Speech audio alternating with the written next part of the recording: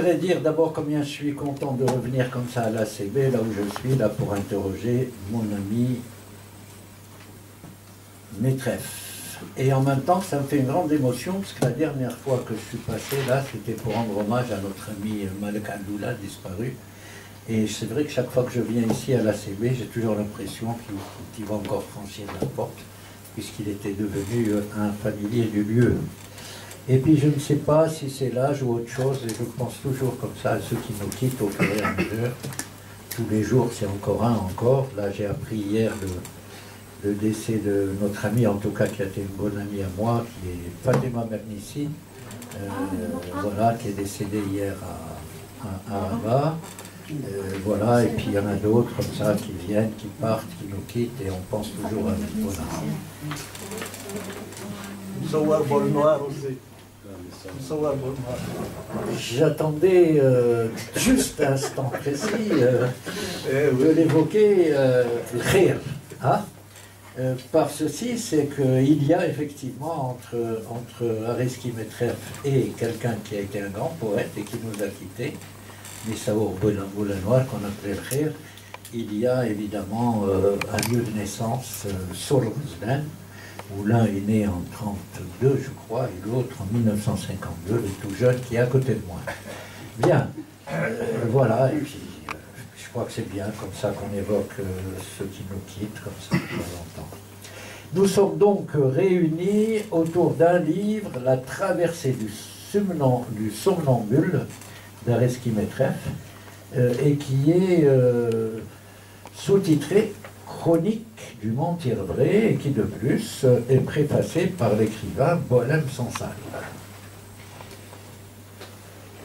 Alors, de quoi s'agit-il? D'abord, il est très difficile pour moi de donner ce qu'on appelle traditionnellement dans la littérature une nomination d'un genre. Ce n'est pas un roman. Sinon, ça va être par ce n'est pas, voilà.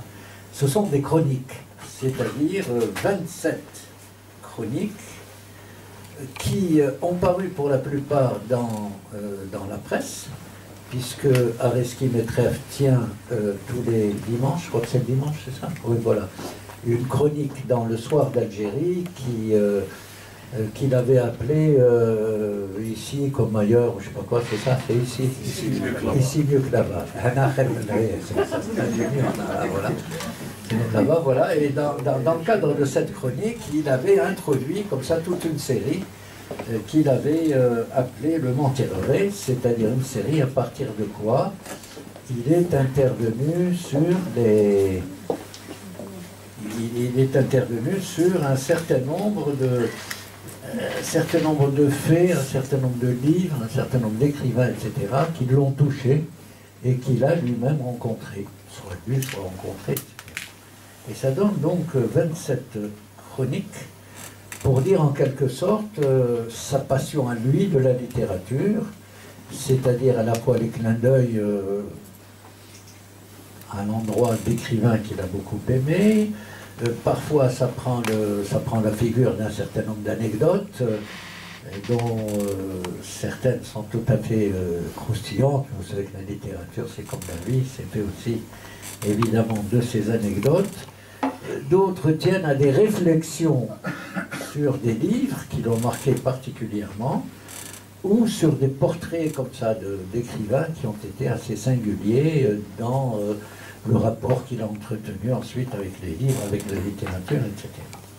Il a ramassé tout ça à partir de cette notion qui peut être un concept assez paradoxal, puisque c'est le mentir vrai. Le mentir vrai, c'est évidemment une expression paradoxale, comment mentir dans la vérité, et qui est un procédé littéraire qui a consisté, on le doit beaucoup à Aragon notamment, à donner au réel une part de fiction qui le rend plus crédible, qui le rend plus vrai que la réalité elle-même. Et donc c'est à partir de cette notion de mentir vrai qu'il a introduit un certain nombre d'histoires, 27 histoires notamment, autour de 27 chroniques, Certaines sont des histoires qui semblent, en tout cas pour le lecteur que je suis, tout à fait vécues. D'autres me paraissent, mais c'est à lui à nous le dire ou à ne pas nous le dire, hein, qu'importe, comme des histoires qui sont inventées pour être vraies, etc. Et ça donne cet aspect à la fois énigmatique et à la fois intéressant de ces chroniques. Chacune de ces chroniques, de ces 27 chroniques, raconte une histoire autour d'un fait réel, autour d'un livre lu ou d'un livre à lire qu'il se propose de lire, autour d'une personne, que ce soit un écrivain ou une personne comme ça, qui l'a marqué dans sa vie, et parfois même cette personne est tout à fait inconnue, comme elle peut être une personne que nous connaissons tous ou que nous avons croisée et rencontrée. Et tout ça est sous ce genre littéraire que l'on peut appeler la chronique, faute de mieux, et qui est en quelque sorte un genre qui s'apparente à la fois au journalisme et à la fois à la littérature. Et des chroniqueurs, il y en a eu à travers toute l'histoire, bien entendu. Depuis le XVIIe siècle en France, on a plein de chroniqueurs. Et la chronique est un genre qui ma foi, rencontre de plus en plus un certain engouement dans les journaux. En tout cas, je vois ça dans la presse algérienne, que je lis quotidiennement. Alors, c'est un auteur qui est face à d'autres auteurs, c'est un écrivain qui écrit un livre et qui est face à d'autres livres, etc.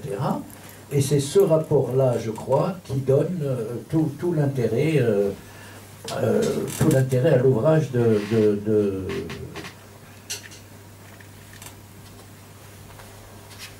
Maître F. Il commence par nous rappeler, et c'est l'occasion effectivement d'évoquer aussi ce nom, qu'en fait, il devait sortir ses chroniques, les rassembler, etc., au bout d'une décennie, etc., parce que des tas d'amis lui avaient commandé ou gentiment recommandé, dont Fanny Colonna, que j'évoque également ici, puisqu'elle a toujours été aux côtés de nous tous ici à l'ACB, et qui vient de sortir d'ailleurs, pardon, à titre posthume bien entendu, un livre très très beau que j'ai beaucoup aimé, qui s'appelle La vie ailleurs, que je pense essayer de présenter d'ici un moment ici, avec évidemment l'autorisation de l'ACB.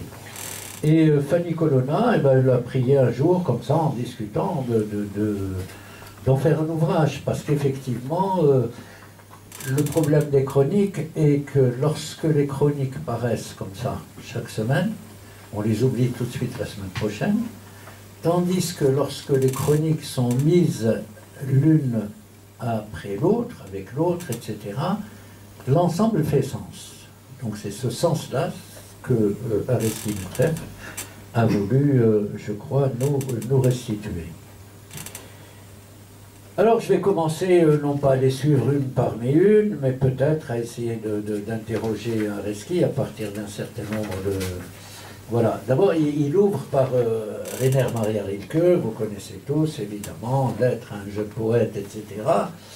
Et en fait, évidemment, il a toujours quelque chose de...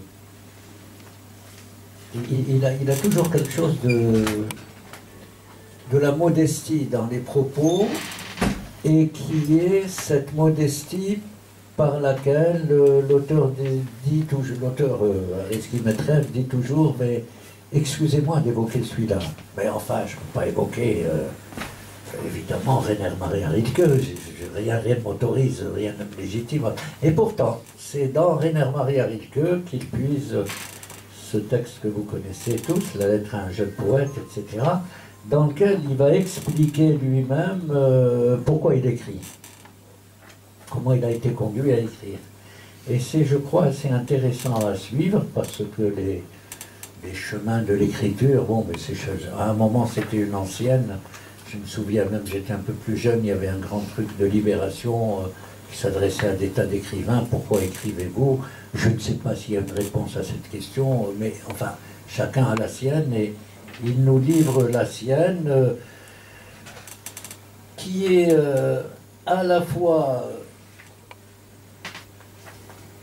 quelque chose qui relève de la grande modestie, et à la fois, évidemment, un débordement de cette modestie. Ben, j'écris parce que j'ai quelque chose à dire, voilà, et c'est ce quelque chose à dire qu'il va nous livrer ici.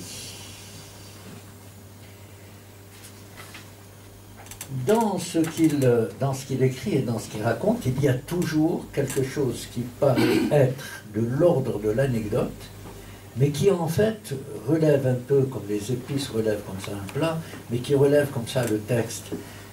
Par exemple, au détour d'une phrase, ben, il nous rappelle comme ça qu'en 93, à l'automne 93, j'ai le texte devant les yeux, je rencontrais, c'est lui, je évidemment, Assia Debbar dans son bureau du Centre culturel algérien à Paris, etc., etc. Vous avez évoqué un certain nombre de choses qui lui avaient permis ensuite d'être par Assia invité au Parlement international des écrivains à Strasbourg.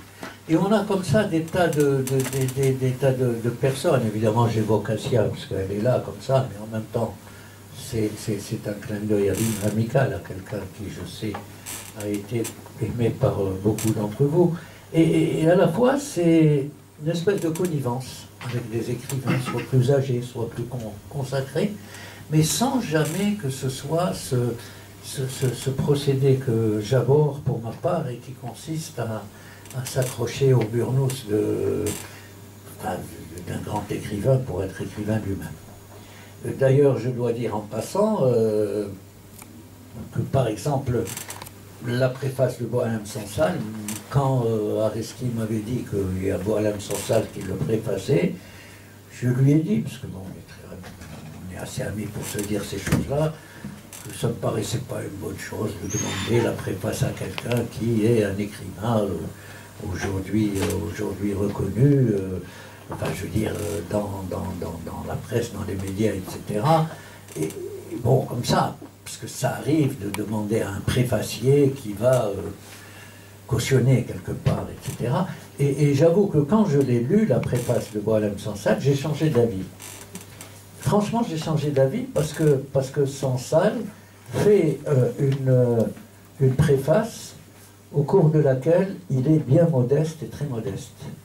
Où il explique d'abord qu'au moment où tous ces gens, les Areski Metref, les machins, etc., combattaient pour la liberté, la démocratie, etc., il était haut fonctionnaire dans son coin et qu'il a appris un certain nombre de notions autour de la vie démocratique par son ami Mimouni, et c'est ça qui l'a conduit à écrire. Et il dit en même temps des choses sur la société algérienne qui, je crois, sont intéressantes à dire pour rattacher, évidemment, tous les textes venant d'Areski Metref dans le sens de ce regard sur une Algérie qui n'est plus celle que l'on avait en vue, celle que l'on avait en nous, celle que l'on avait au cœur et qui est en train aujourd'hui, évidemment, d'être dans l'état que vous connaissez. Donc, après ce texte de Sansal, ben, il y a une ouverture comme ça, à partir de quelque chose qu'il a appelé les deux tranchants de la fatwa. C'est comment il va rencontrer à Strasbourg à la fois des écrivains qui sont tous mobilisés, le Parlement des écrivains, à partir de l'expérience de Rushdie, etc. Et comment, à partir de là, il va croiser un certain nombre de personnes qui vont le marquer, dont évidemment Jacques Derrida. Voilà, Derrida, donc il raconte dans ce livre une rencontre avec Derrida à Strasbourg, au Parlement de Strasbourg. Évidemment, Derrida, ça passe par l'Algérie, ça passe par un certain nombre de choses. Et ça passe également, pour Derrida, par quelque chose d'intéressant pour son texte, parce que ce texte est écrit un peu comme disent les grands spécialistes de la littérature, ou ceux qui l'enseignent. Je regarde mon amie Janine Fèvre, c'est écrit dans une mise en abîme. C'est-à-dire que, voilà, on entre dans quelque chose et quelque chose va envoyer à autre chose, etc., etc. Et Derrida, il cite un certain nombre de textes, dont un livre que vous connaissez bien sûr de lui, et qui est La vérité en peinture. C'est dans La vérité en peinture que Derrida réfléchit sur la question de la vérité. La vérité n'est pas quelque chose que je vois, quelque chose que j'éprouve, mais quelque chose que je vais penser. Et c'est donc ce rapport profond entre vérité et réalité, puisque la chronique même est consacrée à quelque chose qui est le mentir vrai. Donc je ne vais pas raconter les 27 chroniques, sauf à dire 2 ou 3 petites choses.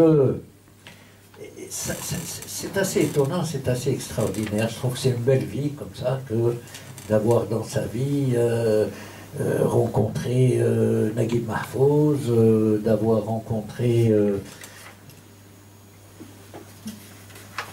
Derrida, d'avoir rencontré...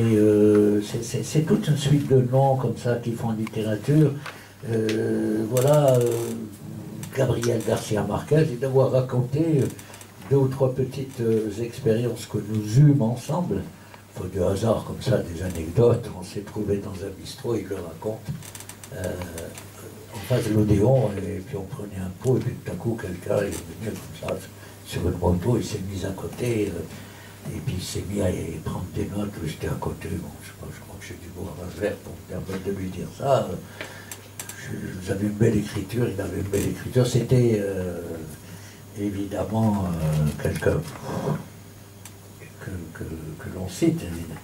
Bon, c'est Kundera. Voilà, et il raconte comme ça comment il a rencontré des tas de gens comme ça, ou alors quelqu'un qu'on a beaucoup aimé l'un et l'autre, mais qu'on n'a jamais abordé, qui est Cossery. Cossery, enfin, tous les anciens de Saint-Germain, il y en a quelques-uns ici, je ne vais pas citer de nom. Voilà, comme ça qu'ils connaissent bien, il était toujours à la rue de Seine et tout, et ça nous semble imperméable et tout. Moi, je me souviens que je voulais le voir avec mon ami Malek Aloula, on voulait absolument aller lui dire bonjour et tout. Et puis avec Areski, on s'est dit un jour, bien, si on allait le voir, c'est pas tellement pour toucher du Burnos, le grand écrivain, c'est juste pour savoir comment il est, comment il réagit à la vie par rapport à ce qu'on lui, malheureusement, on ne l'a pas fait. Il a disparu après. Et puis, il y en a d'autres, évidemment. Je pense à ce texte assez fabuleux et assez bien écrit, d'ailleurs, je trouve, hein, sur Jules Roy, que Kareski Metreff a rencontré à Vézelay, bien entendu, et dont il rend compte à la fois, je crois, ce Julius, de ce caractère à la fois comme ça, très, très imprégné de ce qu'il est, etc. Et à la fois vis-à-vis de l'Algérie, très comme ça, ça prise un peu le paternalisme, mais à la fois c'est un amour profond comme ça. Et puis de gens qu'on a connus ensemble ou à côté, comme ça, comme Jean Pellegrini, comme des tas de gens qui ont été dédiés à la fois à l'histoire de l'Algérie, à l'histoire de la littérature, voilà. Puis ensuite, ces textes passent à des situations qui sont des situations plus liées à des livres, à des œuvres comme ça, qu'à des écrivains eux-mêmes. Et c'est la découverte de livres, de littérature, etc., à partir d'une situation comme ça particulière. Il se trouve que Areski Metreff a été jeune, qu'à l'époque de sa jeunesse, qu'à l'époque de sa jeunesse, il avait été, comme beaucoup de jeunes militants de la JFLN, de l'UNJA, etc., invité à Cuba, au Festival international de la jeunesse, quoi, comme ça, et que, bah, évidemment, on entre à Cuba avec dans sa tête d'autres bouquins d'Hemingway, des rêves de Guevara, etc. Et donc il raconte de manière extraordinaire des relations qu'il a pu entretenir et avoir avec des poètes, avec Nicolas Guillain, avec comme ça, voilà, c'est assez beau parce que j'aime bien la nostalgie, moi, quand elle est... c'est vrai, quand elle est tellement positive, ce monde est tellement pourri maintenant que d'évoquer des choses qui ont été belles, hein, comme ça dans l'histoire, je trouve que c'est bien de le rendre au lecteur, quoi, et que, mon Dieu, l'Algérie, ça n'a pas été toujours Benchir, le terrorisme, etc., quoi. Je veux dire que c'était aussi cette Algérie-là. Voilà. Et alors, ce livre est écrit, mais je vais te laisser la parole, hein, parce que ça,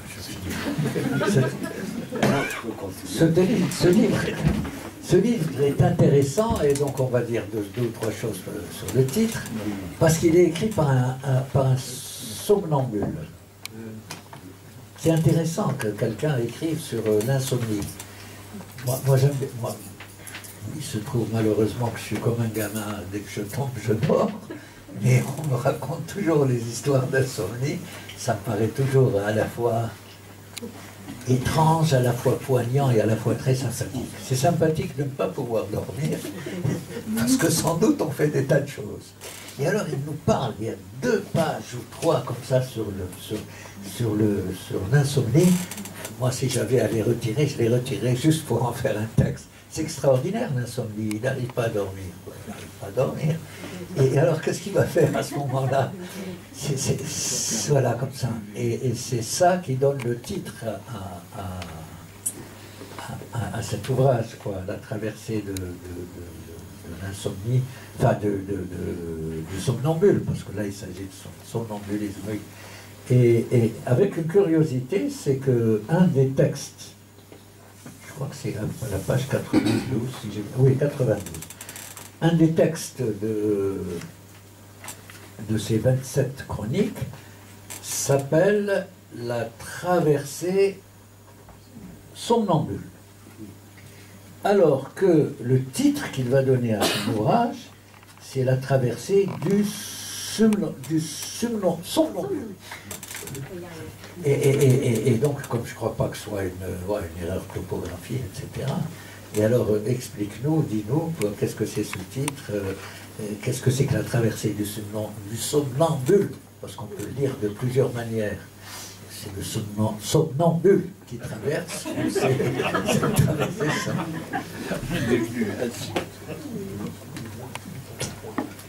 Merci, Nono.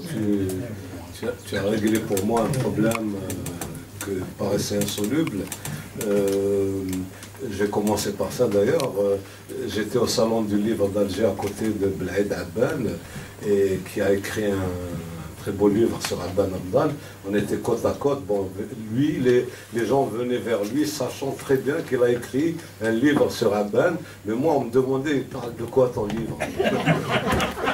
Et chaque fois, j'étais très très embêté. Et je sais pas, des fois je répondais, des fois je répondais pas. Je disais, ouais, c'est un livre sur la littérature. Les gens ils regardent, ils s'en vont, etc. Puis il y en a un qui me dit, ah, c'est sur la littérature, mais la littérature, on en fait, on n'écrit pas sur la littérature.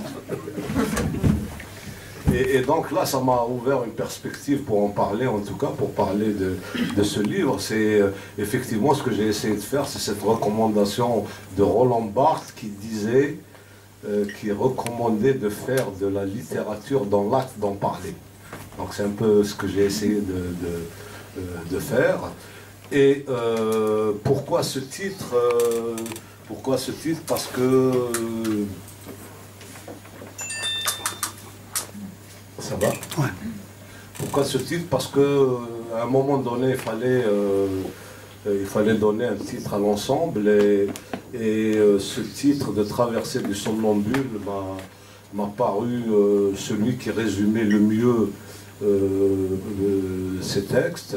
Pourquoi? Parce qu'il est question de voyage, de traversée, en effet. Hein. Tous les textes parlent de voyage, soit de voyage réel. Hein. Il y a beaucoup de déplacements dans ce livre. Je raconte plein d'histoires qui se passent dans des villes différentes du monde, avec des écrivains, soit des voyages dans la littérature, dans les livres, etc. Donc ça, Et puis, une des histoires que je raconte, c'est une histoire qui est arrivée, qui m'est arrivée. Certaines ne sont pas vraiment passées, c'est de l'imaginaire. Donc je tiens à préciser que cette notion de mentir vrai est vraiment justifiée. C'est que je me trouvais à Marseille à la fin des années 70, revenant de Pologne, enfin quelques mois avant, j'étais en Pologne où oui, en 76 j'étais en Pologne pour un reportage et j'étais invité par un journal polonais et on avait mis à ma disposition une interprète.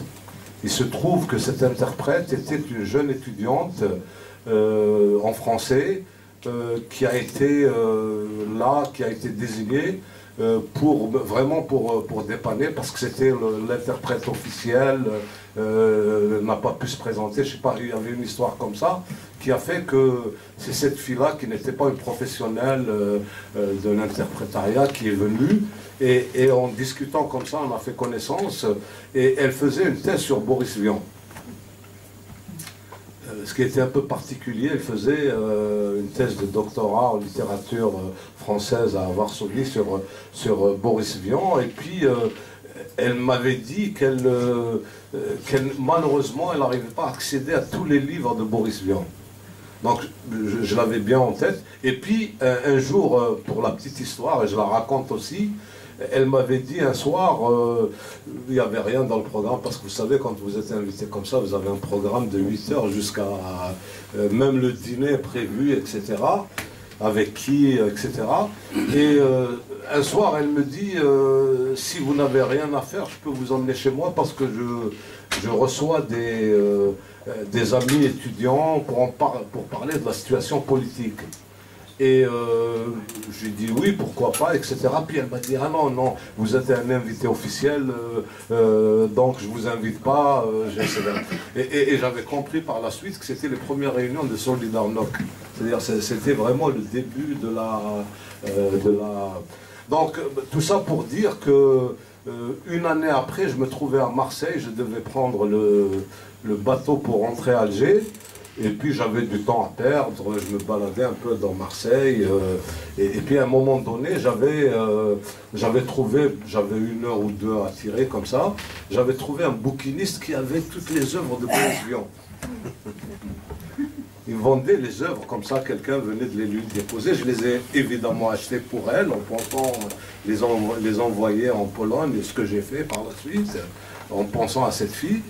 Et puis je me suis baladé dans Marseille et j'avais repensé à tous les écrivains de Marseille, etc. J'aime bien quand je visite une ville, voir un peu les endroits où ont vécu les écrivains, etc. Aller un peu sur les pas Et je m'étais souvenu de ce livre extrêmement fort de Anna Segers, cette écrivaine juive allemande qui a été chassée par le nazisme et qui s'est trouvée à Marseille, autour du quartier du Vieux-Port à Marseille,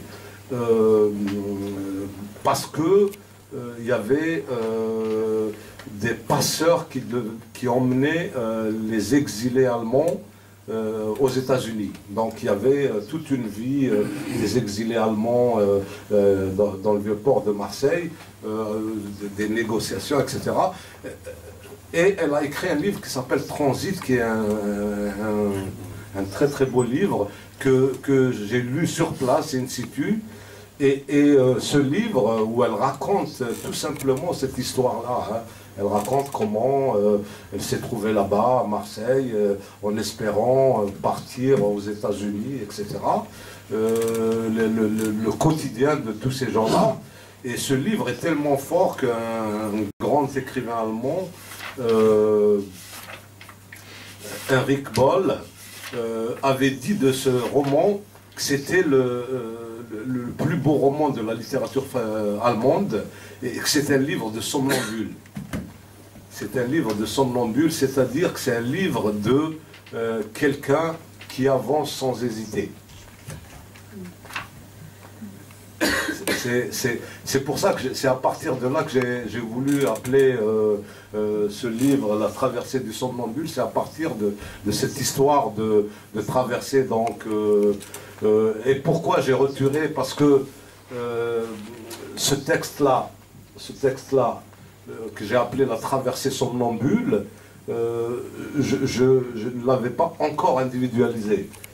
Et c'est en relisant l'ensemble que je me suis rendu compte effectivement que c'était à la fois une traversée et puis il y avait une espèce de jaillissement des anecdotes, etc., qui font que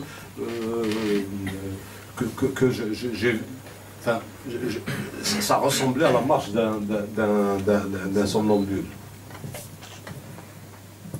Bien, j'ai autre chose là à te demander, mais c'est en partant d'une frustration. Comment j'ai rencontré Naguib Mahfouz, hein? Alors, j'ai trouvé très beau, parce que bon, on a tous fini par connaître le café Fichaoui, d'avoir été là une fois au Caire, etc. J'ai trouvé, bien sûr, j'ai trouvé très beau la manière dont tu pars comme ça de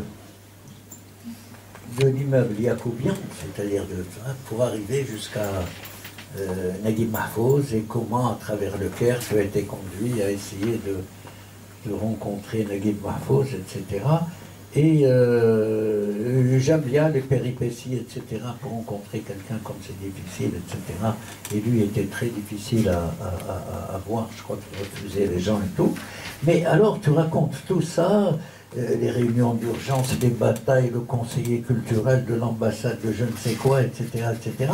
Et puis après, ce qui m'aurait intéressé, enfin je pense que ce qui aurait le plus intéressé les lecteurs, c'est ta rencontre avec Naguib Mahfouz. Tu finis comme ça, l'après-midi même, Naguib Mahfouz me reçut dans son bureau au journal. On m'avertit que compte tenu du fait qu'il s'agissait d'un rendez-vous imprévu, le Nobel ne pouvait m'accorder qu'une demi-heure. Mais ce qu'on aurait aimé savoir, c'est plutôt quel a été l'entretien. Oui, alors, j'aurais pu renvoyer à Algérie Actualité parce que j'avais publié tout l'entretien. Et même à l'époque, hein, j'avais fait le travail. Mais en l'occurrence, ce qui était intéressant, c'est plus la recherche de Naguib Mahfouz que la rencontre avec lui, qui a été pour moi extrêmement décevante. Hein. C'est peut-être pour ça que je l'ai pas raconté. J'ai eu affaire à un bonhomme qui n'entendait pas, il fallait répéter 3 fois. Et en plus, comme j'étais incapable de lui parler en arabe, donc il y avait un copain égyptien qui n'avait rien à voir avec la littérature, il était architecte, mais il m'a dit, bon, je vais venir avec toi. La veille, on avait rédigé les questions en français, puis il m'a aidé à les traduire en arabe. On les a traduites, donc c'était lui qui était en train de lui lire les questions, et après il parlait très très doucement, très lentement. On avait un mal fou à réaliser cette interview. C'était assez pénible, hein, et assez pathétique d'ailleurs, parce qu'il était très mal en point à ce moment-là, et il venait de recevoir le Nobel. Dans le couloir de son bureau, il y avait plein de télévisions, de journalistes du monde entier, etc. Ce pauvre homme qui était là, assailli, qui répétait tous la même chose, à tout le monde la même chose. Qui répétait qu'il ne méritait pas le Nobel, que c'était Tawfiq Hakim ou comment il s'appelle, Hakim qui aurait dû l'avoir, etc. Donc voilà, mais ce qui m'a paru plus intéressant, c'était vraiment de partir à sa recherche. Là. Et les histoires que je raconte, effectivement, on est arrivé à le dénicher un jour. Quelques copains, là, il m'a dit, je sais pas, il est allé s'enseigner. Il paraît que le Nobel, le fait qu'il ait eu le Nobel, n'a pas changé ses habitudes d'aller prendre tous les matins son café dans ce café-là, à la mezzanine, et on s'est pointé comme un commando à 7 h du matin. On est arrivé comme ça, il était effectivement là, la salle était vide, on a commencé à monter comme ça, et il était là en train de lire vraiment l'image du Sphinx, tu vois. Il était en train de lire les journaux avec ses grosses lunettes comme ça, c'est là, et puis on a commencé à monter, on était 4. Donc ça faisait pas mal de bruit, le café était vide, dans l'obscurité comme ça. Puis une fois qu'on est arrivé à la dernière marche, on allait voir, il y avait le serveur, ah, voilà Corée.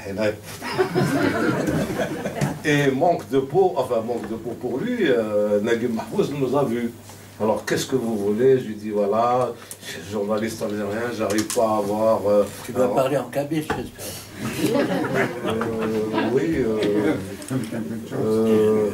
Oui, bon, en remontant avec l'Égyptien ancien qui avait à voir avec le berbère, etc. Il faut remonter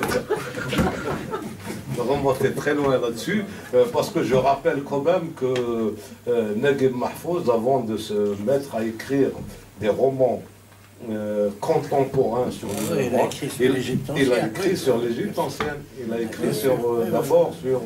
donc c'est un très bon connaisseur de l'Égypte. Et il lisait les hiéroglyphes. Pharaonique, il a dû rencontrer les pharaons berbères, etc. Donc, voilà, et puis on arrive chez lui, là, et puis il dit ah non, là, je ne peux pas vous recevoir, etc. Mais il nous a dit, vous pouvez appeler quand même ma secrétaire, elle va faire en sorte que, effectivement, on a été reçu très peu de temps, hein, on a été reçu très peu de temps, mais l'interview, elle était enfin, je l'ai publiée, mais je l'ai publiée à Algérie Actualité à l'époque, mais elle était totalement inintéressante, en fait. Voilà. Oui, alors, je vais encore me permettre une question, mais alors là, c'est une interrogation et c'est vraiment presque personnel, et je crois que ça concernera tous les lecteurs, mais moi, je veux savoir. L'histoire est la suivante. Areski Metref nous raconte, dans une de ses chroniques, qu'il est dans un avion, qu'il rencontre une hôtesse de l'air, et que cette hôtesse de l'air, tenons-nous bien, s'intéresse à Borges. J'ai rien contre les hôtesses de l'air. Mais enfin, qu'une hôtesse de l'air s'intéresse à Borges, ça me paraît assez rare. Et à partir de là se tisse une histoire de vie comme ça, etc. Voilà, et qui permet évidemment à Areski Metref, dans ce procédé que j'appelais tout à l'heure, enfin que j'appelle, c'est pas moi qui l'appelle, c'est comme ça, une mise en abîme d'une histoire qui entre dans une histoire, qui entre dans une autre histoire, etc. Et qui nous conduit au fait que cette hôtesse de l'air, finalement, Tessa, qu'elle s'appelle, et d'origine elle-même, elle ne le sait pas, elle va le savoir, etc. Elle vient de Tessa, qui vient de Tessadis, de Kabylie, une histoire, etc. Une histoire de vie comme ça, et qui ressemble beaucoup à l'auteur dont il va nous parler, et qui est Borges, et notamment dans le texte connu, bien sûr, qui est fiction. Alors moi j'aimerais te poser une question. Tu nous dis la vérité. Hein? Comme ça, juste ma binette là. Est-ce que vraiment tu as rencontré une hôtesse de l'air qui s'appelle Tessa et qui dit Borges? Alors, je vais répondre au tiers de la question, ou même au quart. J'ai rencontré en effet une hôtesse de l'air, comme je le raconte. Un jour, je devais prendre l'avion pour aller à Lyon, et j'avais ramassé un livre au dernier moment comme ça, parce que je savais que j'allais... On sait, quand on voyage, on a toujours des blancs comme ça dans le voyage. C'est toujours bon d'avoir quelque chose à lire. Et j'avais ramassé fiction. Et puis j'arrive dans l'avion, effectivement, c'était un avion Air France. Il y avait une hôtesse de l'air qui a regardé avec beaucoup d'intérêt ce livre, qui m'a dit ah tiens, celui-là je ne le connais pas. Je lui ai dit vous connaissez les autres de Baudelaire? Il m'a dit je connais parfaitement les autres, mais celui-là je ne le connais pas. Donc voilà le quart de la question, le reste. Donc il y a bien des hôtesses de l'air qui lisent Borges. Oui, il y en a au moins une. Il y en a au moins une. Non mais c'est... J'ai pas de préjugés, je demande. Non mais c'est... La prochaine fois que j'irai dans la maison, je ne Non mais j'en tire une conclusion, je dis que finalement Borges, à défaut de faire de la littérature de gare, fait de la littérature d'aérogare. Non, en fait, l'histoire ne m'intéressait pas pour savoir si vraiment elle a existé ou pas. Est-ce que tu l'as cru? Non, mais voilà. C'est Sandras, non, c'est pas lui. Sandras, ça m'a rappelé une phrase de Sandras que je trouve assez extraordinaire pour les littérateurs, en tout cas. Un jour, il est interviewé par Lazarev, le grand patron de presse et tout. Il lui dit, écoute Blaise, tu vas me dire vraiment maintenant, est-ce que vraiment tu as pris le transsibérien? Il lui dit, mais écoute, le problème n'est pas que j'ai pris ou pas le transsibérien. Le problème, c'est que vous finissez par le croire. Voilà le mentir vrai, je crois. Voilà, c'est ça. Au public. Oui, Ben voilà, donc j'essaie de vous présenter un petit peu comme ça ce livre que évidemment que je recommande à chacun. Et s'il y a des questions, des choses, voilà.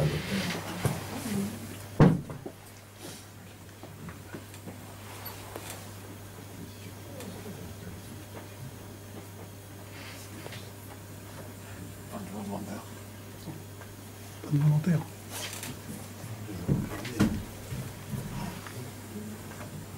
Il y en a au moins un qui l'a lu, c'est Belaïd, je sais. Je vais le relire. D'accord.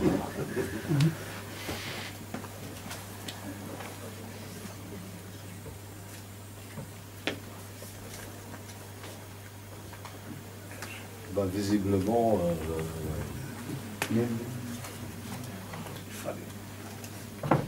hein? Non, je voulais juste dire à propos d'insomnie, je raconte comment, revenant de Cuba, je suis passé par Paris et comment j'ai découvert la première fois que j'ai lu Marquez, que je ne connaissais pas. C'était chez Patrick, justement, qui est là. Et j'étais chez lui, il n'était pas là, il avait une grande bibliothèque. Puis toute la nuit, j'avais le décalage horaire, vous savez. Et là, je tombe sur l'automne du patriarche de Marquez, qui était chez Patrick, et je le lis. Le lendemain, je suis allé chercher tous ces livres à la librairie à côté, parce que ça m'avait vraiment...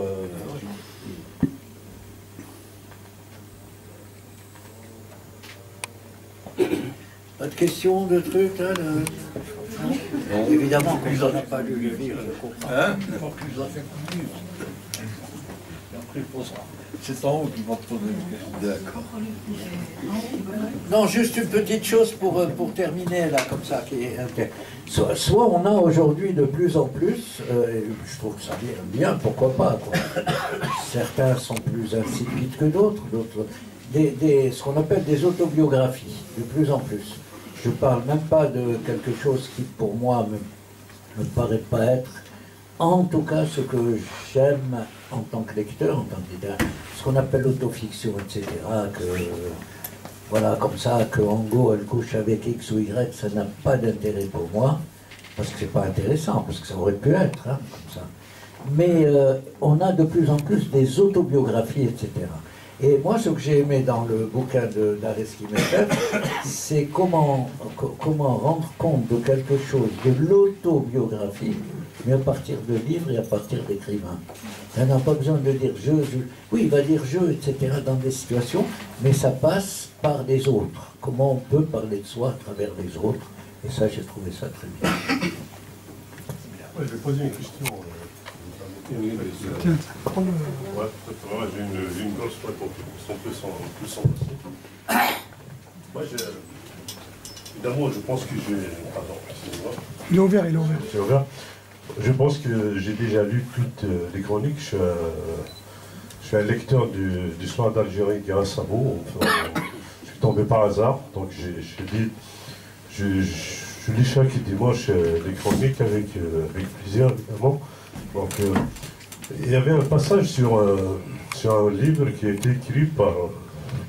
Vous avez acheté, il y avait une dédicace. C'est Jean Sénac pour un écrivain. Et en fait, il a fait comme s'il avait essayé d'aider un écrivain algérien pour un prix ou quelque chose comme ça. Je suis désolé, je ne me rappelle pas exactement du nom. Mais c'est-à-dire la question, c'était, quand vous parlez de Marquez, à un certain moment, vous disiez qu'en lisant les livres, il déchirait les feuilles pour les passer à sa femme. Donc j'aimerais bien savoir où est-ce que vous avez trouvé ça. Parce que, est-ce que c'est du vrai, c'est du mentir vrai ou c'est vrai, c'est vrai. Voilà, c'est plus ça qui m'intéresse un peu. Gabriel Garcia Marquez, prix Nobel de littérature, ne fétichisait pas du tout les livres. C'est lui-même qui le disait. Il le raconte dans une interview que quand il lisait le même livre que sa femme, comme il y avait un qui va lire le premier, eh ben, il lisait une feuille et puis il l'a déchiré, il l'a donné à sa femme. Ah donc c'était dans une interview que... C'est dans une interview, c'est lui-même qui raconte ça. C'est lui qui le dit. Oui, c'est lui qui... Non, mais oui. Dans le journal mexicain, il raconte ça. Ouais. Ah, peut-être qu'il raconte comme ils mentent tous les écrivains. C'est lui-même qui le raconte. Hein. Il disait qu'il avait absolument... il n'accordait pas... contrairement à Borges, dont je parle beaucoup, qui lui était un bibliophile, quelqu'un qui avait un infini respect pour le livre, etc. Marquez disait qu'un livre c'est un objet de consommation qu'on peut jeter. Voilà, et il le faisait. Hein. Il y en avait même qui jetaient les feuilles. C'est Alain Rodriguez qui racontait une histoire à New York où il voyait les gens dans le métro qui lisaient, puis ils arrachaient. C'était avant l'époque écologiste, mais qui arrachaient, puis ils jetaient les feuilles par terre, comme ça, au fur et à mesure qu'ils finissaient les pages. C'est ça. Je pense que c'était plutôt c'était un lien entre le livre numérique et ça me revient. Oui, c'est une chronique qui n'est pas dans ce livre, qui s'appelle Le Sharaf et le e-book. Et en fait, j'avais découvert une fois les chansons des jeunes filles arabes de Le Sharaf chez un bouquiniste dans le Minervois, dans un petit village du Minervois. Il avait un livre comme ça, c'était un livre qui était très recherché par nous, hein, je veux dire, les Algériens. Ils le vendaient 1 franc à l'époque, je l'ai acheté. Puis il y avait une dédicace de Le Sharaf pour quelqu'un, c'était quelqu'un qui l'avait dédicacé ce livre, il était là, donc je l'ai acheté et que j'ai gardé d'ailleurs, je l'ai toujours. Et à partir de là, j'ai raconté comment le Sharaf a racheté la bibliothèque d'Étienne Dinet.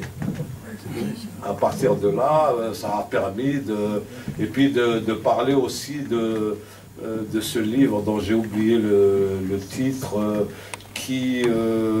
une histoire de la disparition du papier, un virus comment le monde peut vivre sans papier, quoi, je veux dire, le dérèglement du monde, si jamais on n'a plus de papier, qu'on ne pouvait plus écrire, et l'apparition du livre numérique. Donc à partir de là, j'ai raconté un peu ces petites histoires.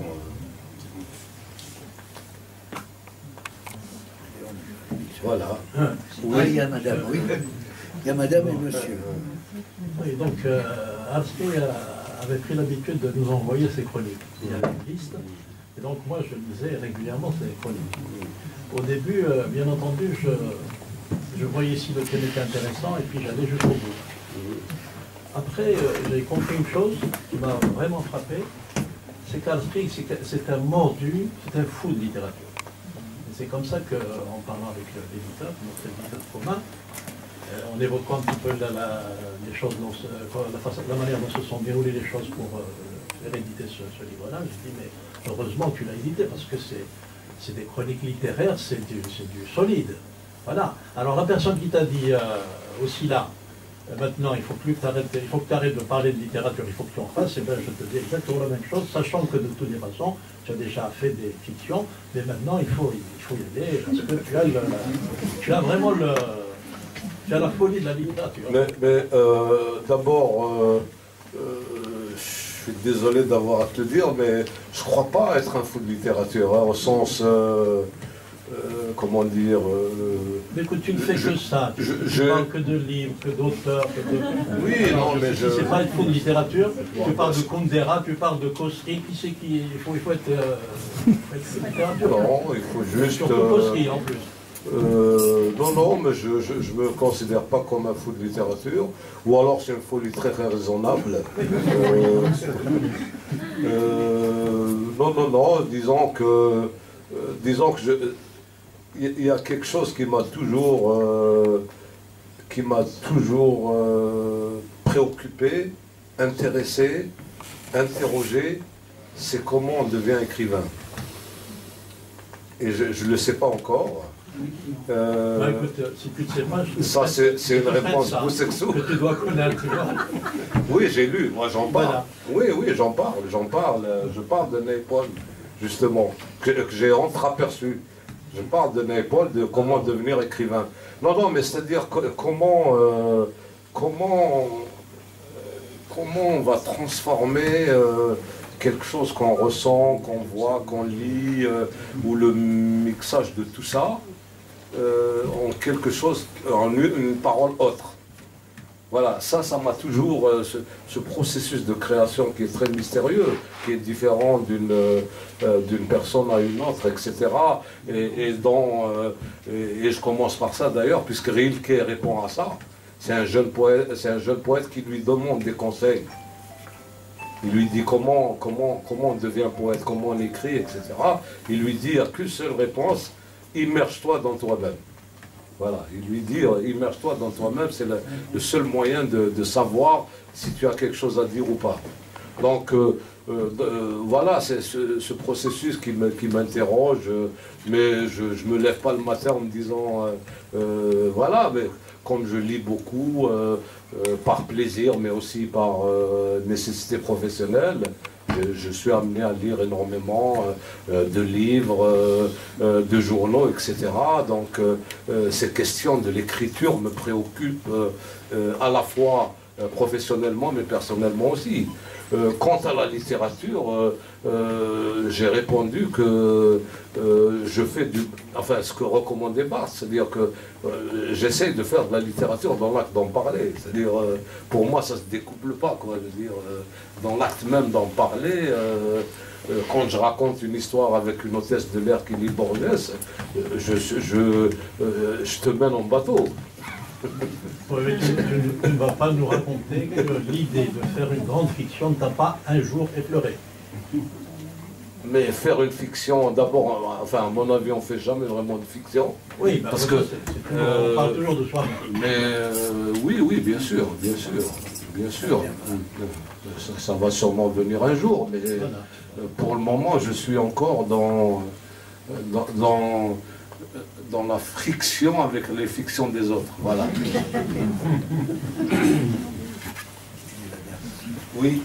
Oui, j'adore votre titre et finalement, votre titre est une réponse à l'interrogation que vous avez justement sur le fait littéraire. Parce que pour moi, un somnambule, c'est celui qui marche la nuit, et finalement, vous êtes celui qui traverse peut-être l'espace littéraire, en passant de la nuit à la lumière. Et je crois que votre métier de journaliste a ce rôle très inscrit dans le réel, qui fait passer quelque chose qui n'existe pas pour les autres à quelque chose qui va exister pour tout le monde. Et la chronique, elle a quelque chose de supplémentaire dans la mesure où elle fait d'un fait réel un fait littéraire et un fait qui va durer. Donc c'est ça, passer de la nuit à la lumière. Et je vous remercie pour ce livre, où vous passez justement pour nous de la nuit à la lumière. Merci.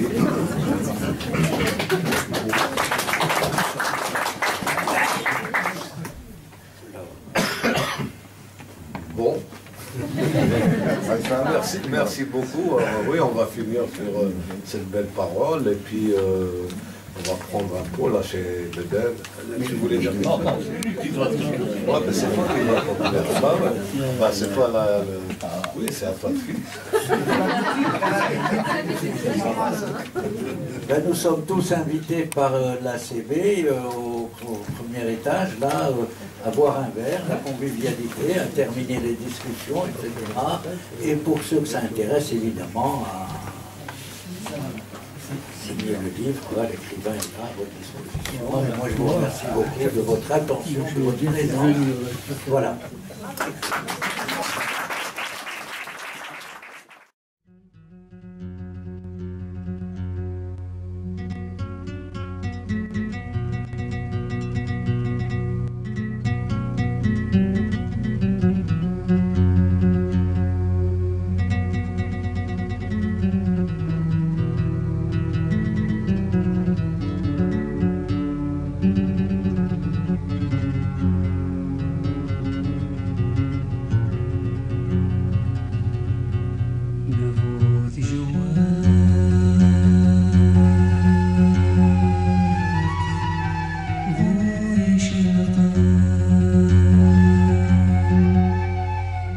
Bağışlayın.